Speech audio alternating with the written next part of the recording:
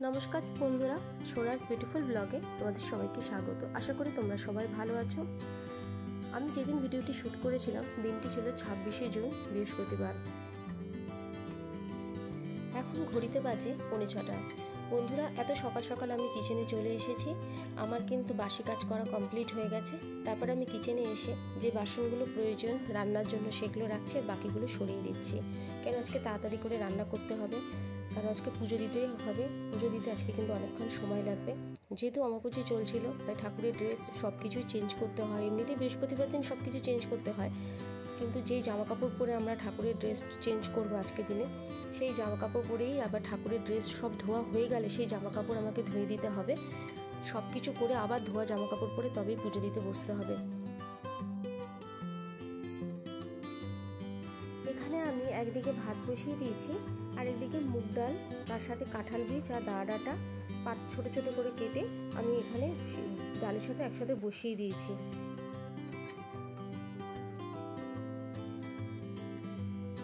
এখানে আলু একটু কুচিয়ে রেখে দিলাম আলু ভাজা করবো বলে। তোমরা কারা কারা আলু ভাজা খেতে ভালোবাসো অবশ্যই কমেন্টস করে জানাবে।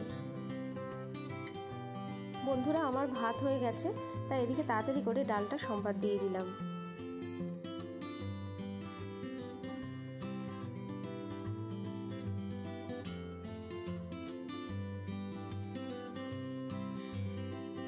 বন্ধুরা, ডাল আমি বাটির মধ্যে ঢেলে রেখেছি।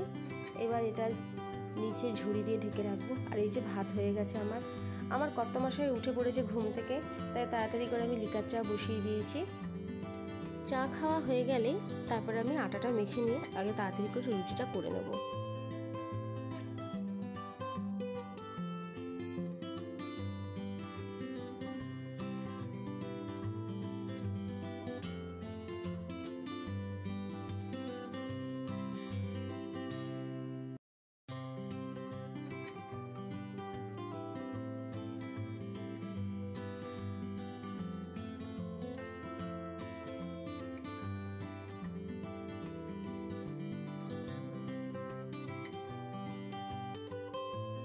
কচুর দমের জন্য, অর্থাৎ গাটি কচু দিয়ে আমি দম করছি, তো তাই গাটি কচু দমের জন্য যে মশলাটা লাগবে সেটা আমি মিক্সিতে করে নিচ্ছি।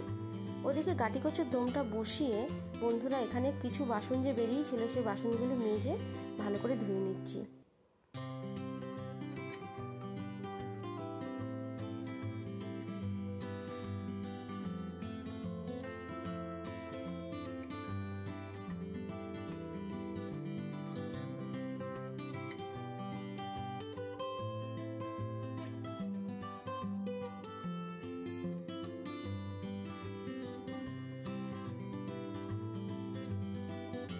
রান্নাঘরের কাজ কমপ্লিট হয়ে গেলে বন্ধুরা আমি স্নান করতে চলে যাব, কারণ পুজো দিতে বসতে হবে।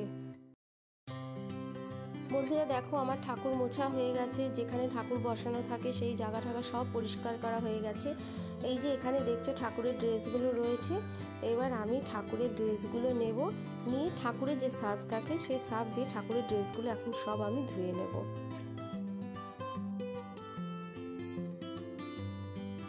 বন্ধুরা, আমার নাইটি চেঞ্জ করে ফেলেছি আমি, কেন সেই নাইটি পরে তো পুজো দেওয়া যাবে না। সেই নাইটি এবার ধুয়ে দিয়েছি। এবার ভালো করে হাত পা ধুয়ে এসে এবার আমি পুজো দিতে বসে যাব বন্ধুরা। তাই এখন সব কিছু পুজোর জোগাড় করছি।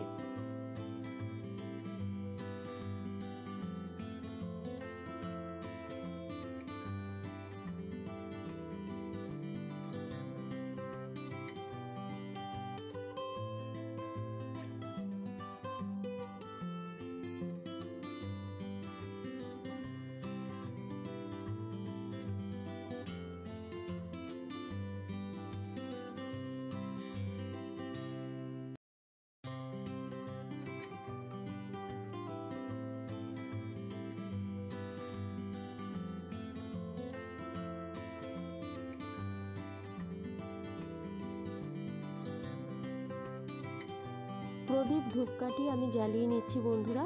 এখন আমি ঘট বসাবো, তারপর মায়ের পাঁচালি পরবো।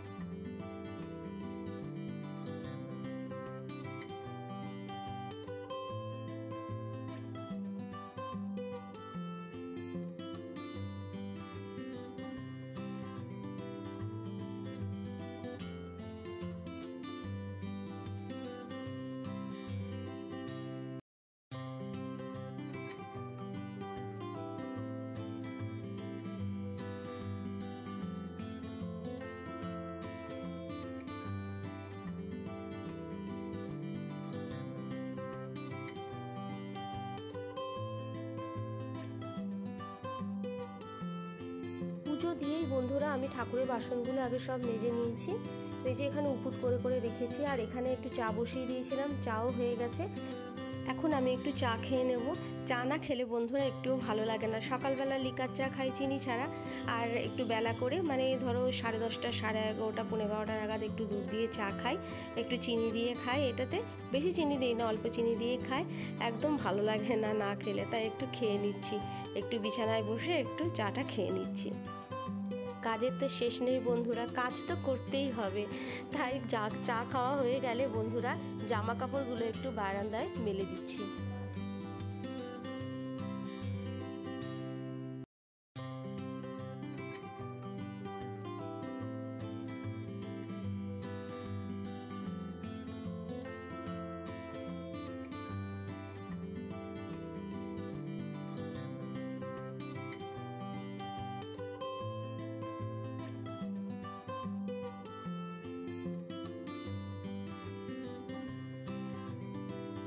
গাছে ফুল ফুটলে বন্ধুরা কি ভালো লাগে না? আমার তো ভীষণ ভালো লাগে, আর আমার ফুল গাছ খুব প্রিয়।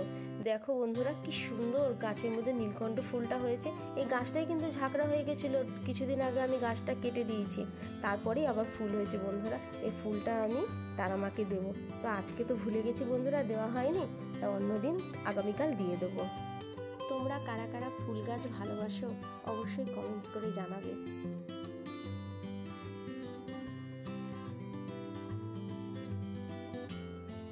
এদিকে গাছ দেখতে দেখতে আবারও দেখলাম আকাশ কালো হয়ে গেছে, আবারও বৃষ্টি নামবে। তো বন্ধুরা আমি খানিকক্ষণ একটু বারান্দায় বসেছিলাম, তারপর ঠাকুর ঘরে এসে জানালার দিকে তাকিয়ে, আকাশের দিকে তাকিয়ে কি যে ভালো লাগছে। ভাবছি এরকমই যদি ওয়েদারটা থাকতো কত ভালো হতো, কিন্তু 12 মাস তো এরকম ওয়েদার থাকার নয়।